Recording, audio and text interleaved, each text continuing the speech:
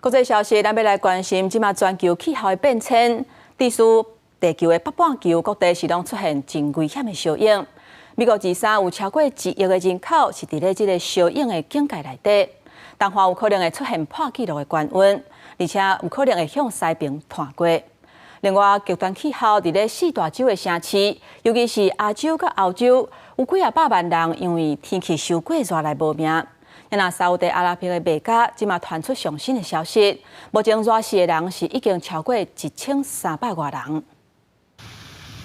日头赤炎炎，美国东方伫咧离山巴尔的摩上悬的温度摄氏36度，费城上悬温35度。美国国家气象局讲，极端高温的天气会伫咧2时转移到内布拉斯加州甲堪萨斯州。专家讲，这种季节天气这么热，到7月全国就有真侪所在可能会出现周期性热过头的温度。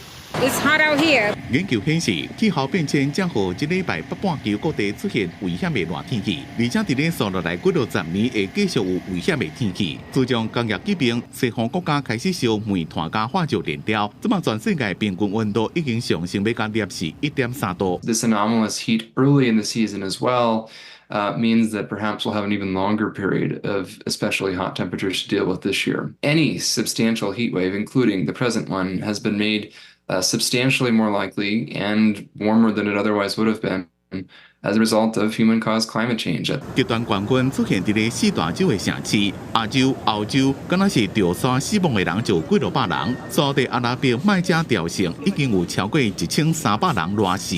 天气这么热，因果用行长途要去掉城。当局资料显示，一寡死亡的人内面有83%是无经过思考要去掉城的人。